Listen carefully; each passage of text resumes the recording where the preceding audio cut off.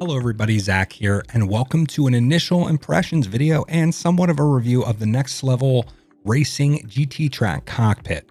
They graciously sent me over the GTtrack Cockpit after I reached out to them looking to upgrade my sim racing setup. They're also a partner of Thrustmaster, who graciously sent me the TMX Pro wheel and pedal set, as well as a TH8A Shifter to pair with that wheel and pedal set. So also you'll see this behind me, and you'll see in some of the B-roll, you'll see the freestanding monitor stand as well as the freestanding keyboard and mouse stand as well.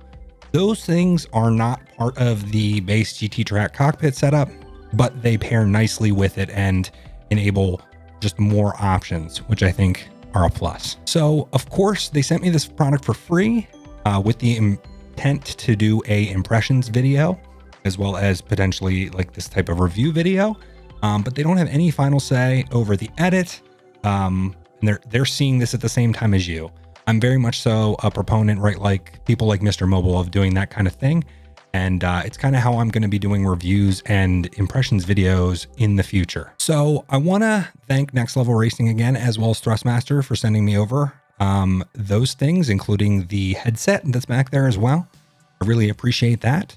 I want to go over kind of this initial impressions, as well as go over each piece of what I've done so far with the GTtrack. So we're going to be going over setup, build quality, adjustability, accessories, and in use.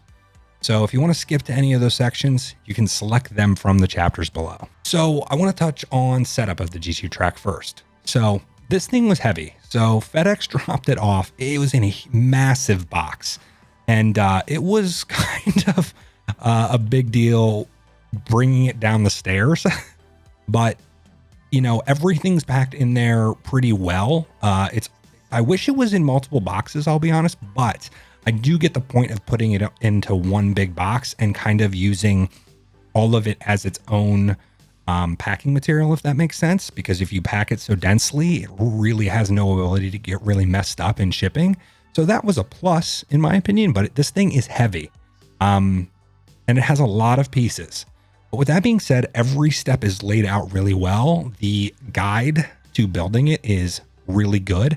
I didn't even access the video. I think it has where you can go onto their site, or there's something in the guide that allows you to see a video on how to go through each step. I didn't even need that. The book had everything laid out perfectly, in my opinion, and was very easy to follow. Think like building Lego, like very, very well laid out. And IKEA gets a lot of crap for that too, but IKEA's, I feel like, gotten better, but there's none of that. Like, wait, where does that go? Or, you know, you flip the page and it just expected you to figure something out. I didn't feel that way with building this, which I feel like is a plus. There's a lot of stuff that's in this kind of category that they just expect you to figure out. So I appreciated that a lot. Once you tighten everything down, you realize this thing really is built like a tank. I can't say that these other ones, you know, I've seen reviews everywhere that these things feel weak or they creak and all that stuff. This thing doesn't creak at all. The build quality, I feel like, is phenomenal. Of course, you're putting it together, so you are the person that is ensuring everything is tightened down and ensuring everything is put together properly, basically. But with that being said, you tighten everything down, it's tight. It feels very, very well built. So this also supports direct drive wheels, I believe. So I believe that, because direct drive wheels, they have a lot more force and force feedback. I have no doubt that supports a direct drive wheel. And if you're on the bigger side like me, it should support you still too. They state a max weight capacity of 330 pounds or 150 kilograms. So I feel like for a lot of people, this is going to cover you. Also, same with height. I fit in this perfectly. I don't have any problems. The headrest, I almost wish it was a little bit forward or had adjustability, but that's not, race cars don't have that either. And if I had a helmet on, it would be literally perfect for me overall. Bolstering is good too. It's a little on the tighter side for me, but that's the thing. Like any seat, right? You get into modern cars with their sporty cars, mind you, and they're definitely, those bolsters are a little tight on me. But that being said, hopefully this year that won't be a problem for me. So getting everything set up is pretty straightforward. Putting the wheel on there, you can mount it and tighten it down like you would a regular desk mount, or you can, there's tons of mounting holes in there for everything, including the options to go to flight sim stuff, to use multiple wheels. It's built for everything, every brand out there kind of thing. And if it's not, you could probably figure out a way to drill holes in there or what have you, but I don't think you're going to need to for most of the gear that's out there. Also on the sides of the stand, there's a lot of different adjustments for angle. There's adjustments for everything on every piece, basically, in terms of overall height of the stand itself. For your wheel, you can also mount the shifter and, you know, like an e-brake in multiple spots too. And once you mount the seat is basically like it is in a regular car. It has all of the type of adjustments that you kind of expect. It is definitely good to see that, definitely, because there's a lot of people that are buying this that are all different shapes and sizes. So I think for a lot of people, the adjustment there is perfect and it's gonna exceed your expectations, including where the pedals are. I found that where it gave you, where it showed you to kind of place them by default, worked perfectly for me. So that was good. They're probably going for, like in the guidebook, they're probably going for the average in terms of setup. You know, they might pick, I don't know, 5'11" to 6 foot kind of stuff and set that up there. So that was perfect too. So I didn't have to really fiddle with stuff that much to even get it to be in a good spot for me. So I would say, you know, the motion platform is probably the end game, like in this line, but this cockpit for me is perfect. You can use it for this, you know, racing sim, and it can go up to direct drive. So for me, long term, this is probably what I'll have, as well as with that motion platform that can be bolted onto this. And it's in the guide and actually says, that's the only thing. It says skip certain steps if you don't have the motion platform, which I think there's going to be a lot of people that buy this first to see its overall build quality and stuff. But hey, if this is any indication, and from what I've heard about the motion platform, it's probably what I'm going to end up doing at one point. And I know Jeff has done it and he's been super impressed by it. So one day. But with that being said, this is modular and there's a lot of different spots on it where you can bolt stuff to it. So I feel like there's stuff maybe even down the road that they'll add.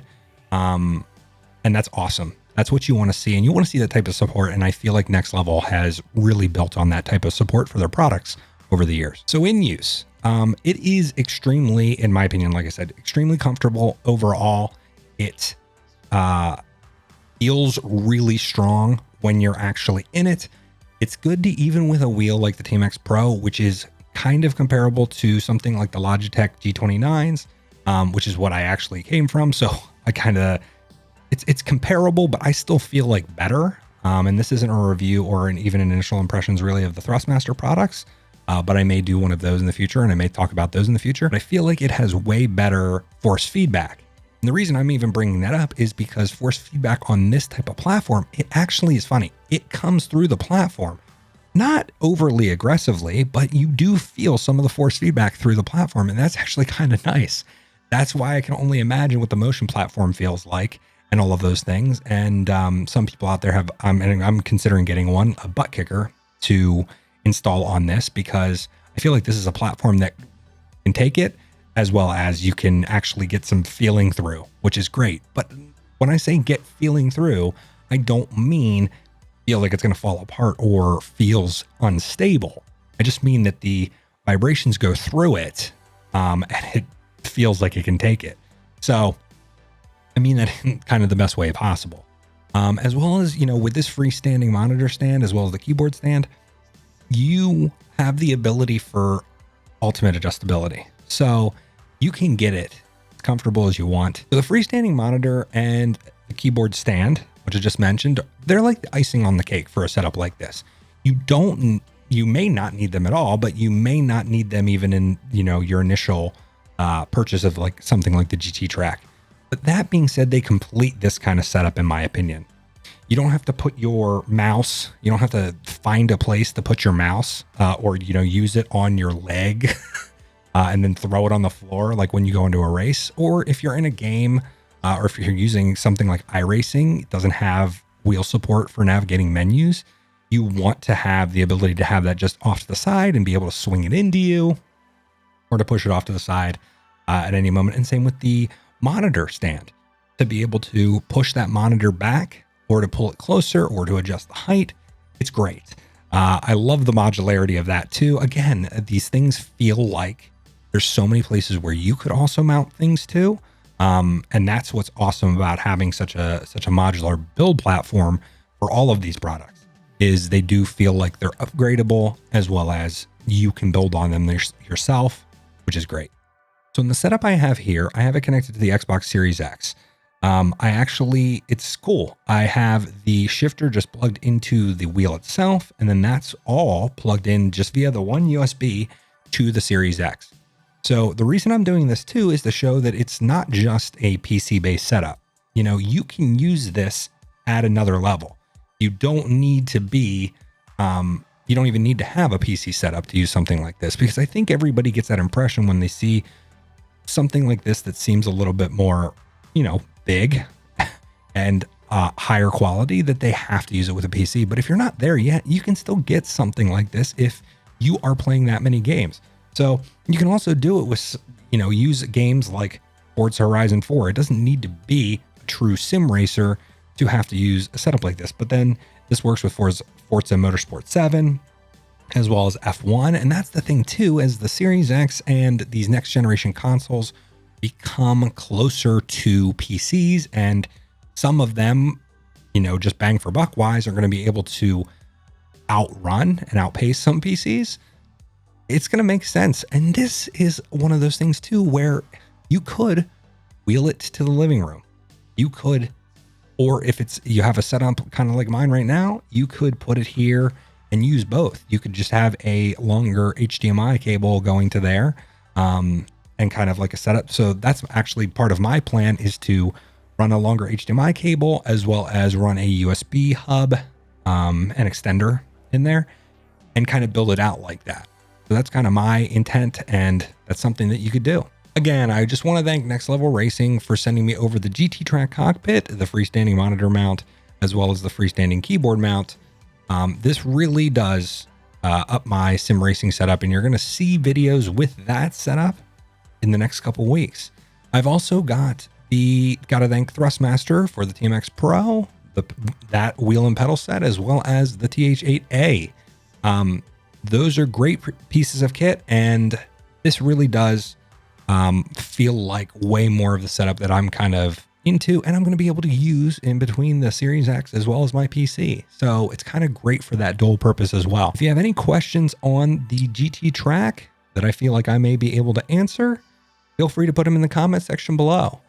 Or if you've also purchased one and you just want to talk about it, or if you've done something that you think is really cool to your setup, let me know too. I'm also pretty active on Twitter and Instagram, so if you're over there and you want to ask me questions, or if you want to hit me up, feel free to do so. I try to answer as many questions as I possibly can. If there's something that I have even passive interest in, I'll let you know. So again, I really appreciate it, Next Level Racing. Thank you for giving me this opportunity. I'll see you guys soon.